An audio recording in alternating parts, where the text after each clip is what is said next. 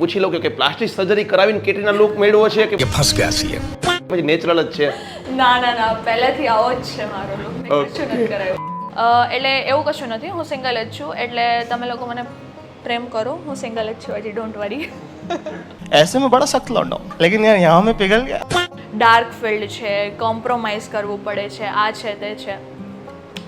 કમાવાનું ને ઇન્કમનું અમારા વ્યૂઝને થોડુંક શેર કરો કે મતલબ રેન્સી પીઠડિયા કેટલું કમાય છે આ બધી વસ્તુથી? કદાચ રાજકોટના બધા જ ઇન્ફ્લુએન્સર કરતાં વધારે. तेरा तो गेम बजाना. અરે આ તો હજી નંબરિયા પડે છે ભાઈ, ફિલ્મ તો હજી બાકી જ છે. બરોબર છે. ઓકે, ના ચાલો ચાલો.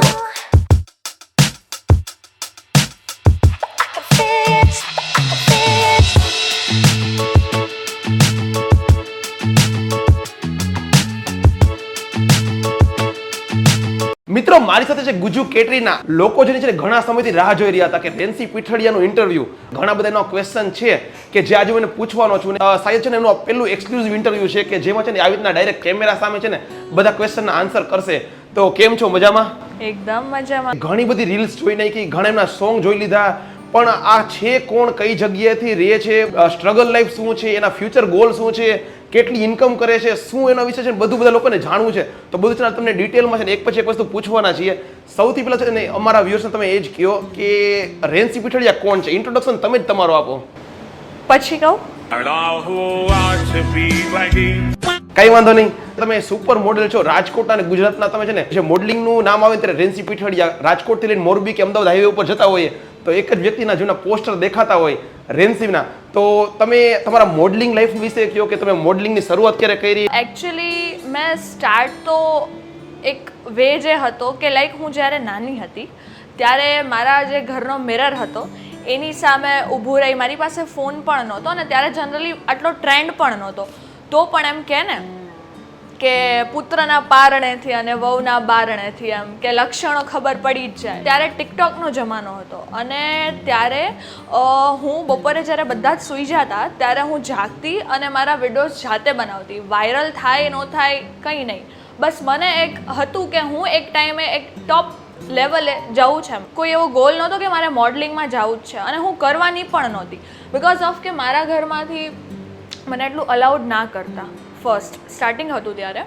પણ પછી મારા જે ફ્રેન્ડ સર્કલ છે, મારો એક ફ્રેન્ડ છે, એને મને બહુ પુશ કરી કે તું લુકવાઇઝ આટલી સારી છો, તારામાં આટલું ટેલેન્ટ છે તો તું કર, તારાથી થશે.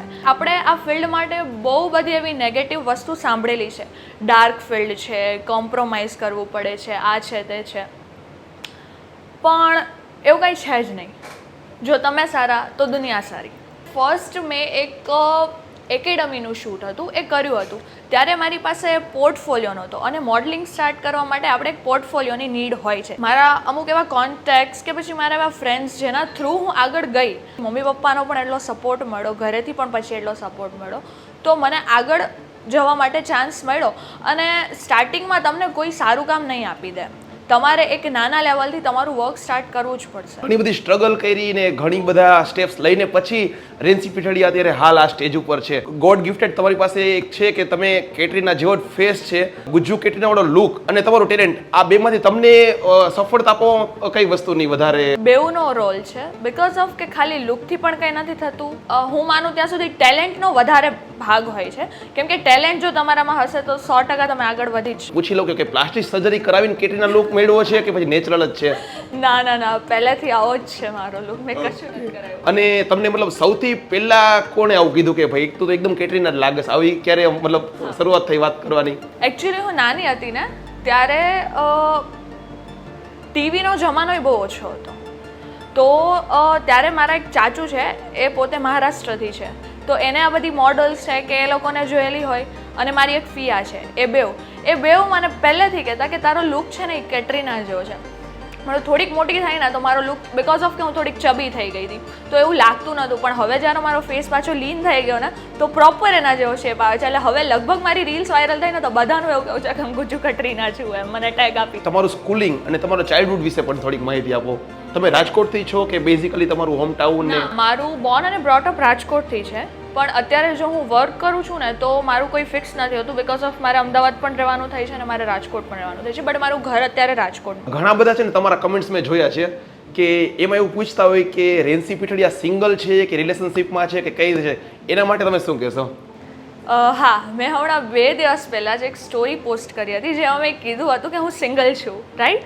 એટલે કોઈએ મને કમિટેડ સમજવી નહીં, હું સિંગલ જ છું. આ એકચ્યુઅલી મેં છે ને મારા એક ફ્રેન્ડ સાથે એક ફોટો પોસ્ટ કર્યો હતો, એસ્થેટિક ટાઈપ થોડોક ફોટો હતો, તો લેગ્સના એ રીતના હતું. તો એવું લોકોને એવું લાગ્યું કે એક કપલ ફોટો મેં લોકોએ પોસ્ટ કર્યો, બટ એવું નથી હોતું. જનરલી અલગ અલગ મેલ મોડલ સાથે મારું વર્ક હોય તો ફોટોઝ પોસ્ટ થતા હોય, આ છે તે છે એવું હોય. એટલે એવું કશું નથી, હું સિંગલ જ છું. એટલે તમે લોકો મને પ્રેમ કરો, હું સિંગલ જ છું હજી, ડોન્ટ વરી. હજી તમારી જર્નીની શરૂઆત છે, પણ મને લાગે તમારું ફ્યુચર હજી તમારો ફ્યુચર ગોલ ઘણો મોટો હશે ને ઘણું બ્રાઇટ ફ્યુચર છે. મતલબ તમે થોડું ફ્યુચર વિશે કહો. બધા લોકોની કોમેન્ટ્સ આવે છે કે હવે તમે અહીંયા સુધી આવી ગયા તો અમારે તમને મોટા પડદા ઉપર જોવા છે. તો મોડેલિંગ કરતાં અત્યારે હું એક્ટિંગ ફિલ્ડમાં વધારે ટ્રાય કરું છું કે હું એમાં કઈ રીતે વધારે જઈ શકું, આ છે તે છે.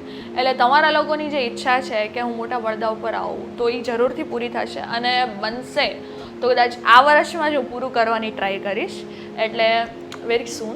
રીલ્સને તો બનતું જ હોય, ઘણા બધા માર્કેટિંગ, ફોટોશૂટ, બધા જે પ્રોફેશનલ જેમ કે આપણે તમે હમણાં તમારા જે મોરબી અમદાવાદ હાઈવે ઉપર જે તમારા પોસ્ટર્સ લાગેલા છે, બેનર્સ લાગેલા છે કે તમે સાડી માટે ઘણું બધું શૂટ કરતા હો છો, તો આ ટાઈપના પ્રોજેક્ટ વિશે પણ અમને કહો કે તમે આના માટે મતલબ કઈ કઈ વસ્તુઓ અત્યારે હાલ કરી રહ્યા છો અને કઈ કઈ કરેલું છે? પહેલાં એક ટાઈમ એવો હતો કે જ્યારે મારે વર્ક ગોતવું પડતું, પણ જ્યારથી આ સોશિયલ મીડિયા કે લોકોનો પ્રેમ મને મળ્યો છે ત્યારથી મને જાતે જ બધું વર્ક મળે છે. અને સોંગનું તો એક મિરેકલ કે હું થિંક કરું છું 1 વીક પહેલાં મારી એક ફ્રેન્ડનો ફોન આવે છે કે પહેલાં જે ઉમેશભાઈ બારોટ એમને તને એક સોંગ માટે લેવી છે. 1 to 2 ડેઝમાં જ બરોડા બોલાવી લીધી સોંગ માટે અને મેં એની સાથે શૂટ કરી લીધું.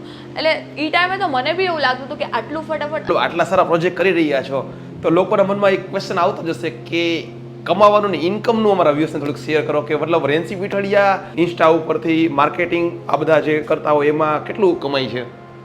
કદાચ રાજકોટના બધા જ ઇન્ફ્લુએન્સર કરતાં વધારે. ફેમિલી અને ખાસ તમારા ફ્રેન્ડ સર્કલ ને લોકો મતલબ હવે કઈ નજરથી જોવે છે? મતલબ કે આ પોસ્ટર્સ જોતા હોય, તમારા વિડીયોઝ પર આટલા વ્યૂઝ જોતા હોય તો હવે લોકોનું થિંકિંગ કેવું છે? એક સક્સેસ ઉપર તમે પહોંચો ને ત્યારે લોકોનું થિંકિંગ ઓલવેઝ ચેન્જ થઈ જતું હોય છે.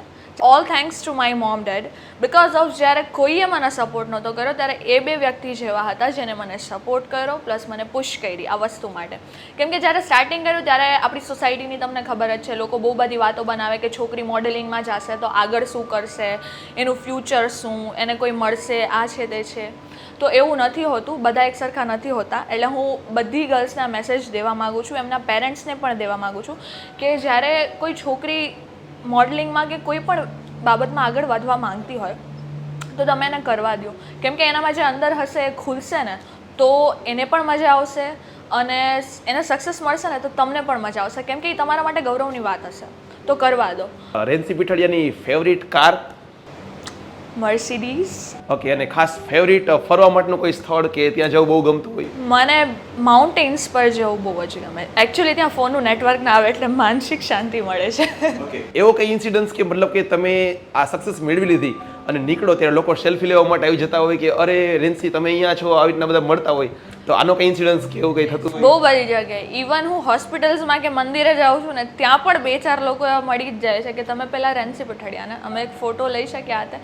તો એ વસ્તુના લીધે મને ખુશી થાય છે કે તમે લોકો મને આટલો પ્રેમ આપો છો, તમારા સપોર્ટના લીધે આજે હું અહીંયા છું. તો all thanks to you guys. ઘણા બધા સાથે કોલાબ કરેલું છે, કુશાલ મિસ્ત્રી સાથે, અમદાવાદી મેન સાથે પણ સરસ મજાનો વિડીયો છે, આવી રીતે ઘણા બધા કોલાબ કરેલા છે. અને ખાસ જે લોકોને ખબર ન હોય એને કહી દઈએ કે આપણે પણ એક પોશાક વોકનો એક વિડીયો સાથે કરેલો છે, સરસ મજાનો, સાથે મતલબ આખું માર્કેટિંગ કરેલું હતું. કોલાબરેશનનું તો એવું છે કે મને સામેથી ઓફર બહુ બધાની આવે છે પણ હું જનરલી બધાઓ સાથે કોલાબ નથી કરતી. એટલે હું સમટાઈમ્સ સમ પર્સન્સને જોઉં છું, મને યોગ્ય લાગે તો હું એની સાથે કોલાબરેશન કરું છું. એવું નથી, અમુક લોકો પેડ માટે પણ મને ઓફર કરે છે પણ હું બધાની સાથે નથી કરતી. જનરલી હું મારા પર્સનલ વિડીયોઝ જ વધારે અપલોડ કરું છું કોઈ સાથે અત્યાર સુધી. નહીં તો જનરલી એવું હોય છે કે ઇન્ફ્લુએન્સર્સ છે, કોઈ 2 ઇન્ફ્લુએન્સર્સ મળે છે, કોઈ ક્રિએટિવ રીલ કન્ટેન્ટ બનાવે છે અને પોસ્ટ કરે છે, પણ ના, હું બહુ મારા પર્સનલ જ પોસ્ટ કરતી હોઉં છું. ઓકે, થોડુંક લોકોની જે રિક્વાયરમેન્ટ હોય એમના વિશે પણ વાત કરું કે ઘણા લોકોને પોતાના કોઈક પ્રોજેક્ટમાં કે કંઈક પોતાના માર્કેટિંગમાં રેન્સી પીઠડિયાને કાસ્ટ કરવા હોય તો મતલબ કે કઈ રીતે એ તમને કોન્ટેક્ટ કરી શકે, મતલબ કઈ રીતે થતું હોય બધું? હા, એક મારે ખાસ જણાવવાનું હતું. બહુ બધાના મને ડીએમ્સ આવેલા હોય છે, મેસેજીસ આવેલા હોય છે, અને હર કોઈ ટાઈમે હર કોઈ પર્સનને હું પર્સનલી આન્સર ના કરી શકતી હોઉં બીકોઝ ઓફ ટાઈમના લીધે કે કંઈ પણ એવું રીઝન હોય, તો મેં મારા આઈડીમાં નીચે એક કોન્ટેક્ટ નંબર મેન્શન કરેલો છે. એમના જોડે તમારે કોન્ટેક્ટ કરી લેવો, અને એવું કંઈ પણ હશે તો એ તમને મારી સાથે ડાયરેક્ટલી વાત કરાવી દેશે. એટલે પહેલાં તમારે એની સાથે વાત કરી લેવી, એન્ડ દેન આફ્ટર કે મારા સાથે વાત થઈ જશે. અત્યારે એક વસ્તુ આટલી મહેનત કરીને આવી રીતે સક્સેસ મેળવી છે, એના માટે તમે કઈ સ્પેશિયલ મેસેજ આપવા માંગશો? સ્પેશિયલ મેસેજમાં તો હું એવું જ કહીશ કે અત્યારે બહુ બધા લોકો એવા છે કે જેને આગળ વધવું છે પણ પ્લેટફોર્મ્સનું છે, ક્વેરીઝ કે પછી ફેમિલી ઇશ્યુઝ આવે છે, તો એ લોકોને એની રીતના થોડું થોડું આગળ વધવું જોઈએ. અને એક સક્સેસ કે એક કોઈ પણ લેવલ ઉપર તમે વર્ક કરશો ને એટલે સોસાયટીનું એવું છે કે તમને સપોર્ટ કરશે જ, પહેલાં વાતો કરશે, પણ એક સક્સેસ ઉપર જશો ને એટલે પેલું કે ને જસ લેવો, એ જસ લેવા લોકો પહોંચી જશે કે પેલું ફલાણી મારી આમ થાય છે, મારી આમ થાય છે, બિકોઝ ઓફ મેં ખુદ એ વસ્તુ ફીલ કરી છે. તો સ્ટાર્ટિંગમાં બહુ બધા નેગેટિવ રિવ્યૂઝ મળશે, લોકો બધું કહેશે, પણ તમે તમારો દિલનું સાંભળો, તમારે શું કરવું છે ને તમે શેમાં આગળ વધારે વધી શકશો એ વસ્તુ તમે કરો, તો તમે જરૂરથી આગળ. આમ તો વધારે રેન્સીના ઇન્સ્ટા આઈડી વિશે ખબર જ છે, પણ તમે તમારા બધા સોશિયલ મીડિયા વિશે એમને વાત કરો. તમે ટિકટોકથી શરૂઆત કરી છે, હાલ તમે બધા સોશિયલ મીડિયા ઉપર એક્ટિવ છો કે કઈ રીતે? બધા સોશિયલ મીડિયામાં જનરલી એવું છે કે ઇન્સ્ટાગ્રામ તો મારું છે જ, તમને ખબર જ છે, પણ યુટ્યુબમાં મેં બહુ પહેલાં આઈ ગેસ 6 મંથ પહેલાં 2 વ્લોગ્સ અપલોડ કર્યા હતા, પણ પછી મતલબ રીઝનના લીધે કે હું બિઝી થઈ ગઈ હતી કે મને નથી ટાઈમ રહેતો. પણ અત્યારે હાલ બધાની રિક્વાયરમેન્ટ્સ એવી હોય છે કે તમે વ્લોગ બનાવો, અમને ગમે છે તમને જોવું, આ છે તે છે યુટ્યુબ પર. તો હા, હું બહુ શોર્ટ પીરિયડમાં યુટ્યુબ પર એક્ટિવ થઈશ અને વ્લોગ પણ બનાવીશ તમારા લોકોના માટે. ખાસ આમ તો મારે જે પણ વાત કરવી હતી તમારા કમેન્ટ્સમાંથી મેં જે વાત ક્વેશ્ચન લીધા હતા એ બધાના આન્સર મળી ગયા છે. મારી ઈચ્છા એવી રહેશે કે ફરી પાછા આપણે 6-1 મહિના કે તમે જ્યારે ઈચ્છો ફરી પાછો આપણે આ પોડકાસ્ટનો પાર્ટ 2 લઈને આવીએ અને કહીએ કે હવે રેન્સીના લાઈફમાં નવું શું થયું છે, મતલબ સ્ટ્રગલ લાઈફ વિશે જાણી લીધું, પણ સક્સેસ લાઈફ વિશે ને કઈ કઈ નવી સક્સેસ મેળવી, આ બધું આપણે નેક્સ્ટ એપિસોડમાં પાછા કવર કરશું. તમારો ખૂબ ખૂબ ધન્યવાદ કે તમે છે ને આ સરસ મજાના પોડકાસ્ટ એટેન્ડ કર્યો અને આટલી બધી માહિતી શેર કરી. ફરી મળીશું નેક્સ્ટ આવા જ જોરદાર વિડીયોમાં. તમે જોતા રહો આપણા બીજા બધા પોડકાસ્ટ ને બધા વિડીયોઝ. અને હજી રેન્સી વિશે તમારે કંઈ ક્વેશ્ચન છે ને તો આપણા વિડીયો આ પોડકાસ્ટના કમેન્ટ્સ બોક્સમાં લખી નાખો, કેમ કે નેક્સ્ટ વિડીયોઝમાં આપણે બધી વસ્તુને કવર કરશું. Okay, thank you so much. Done.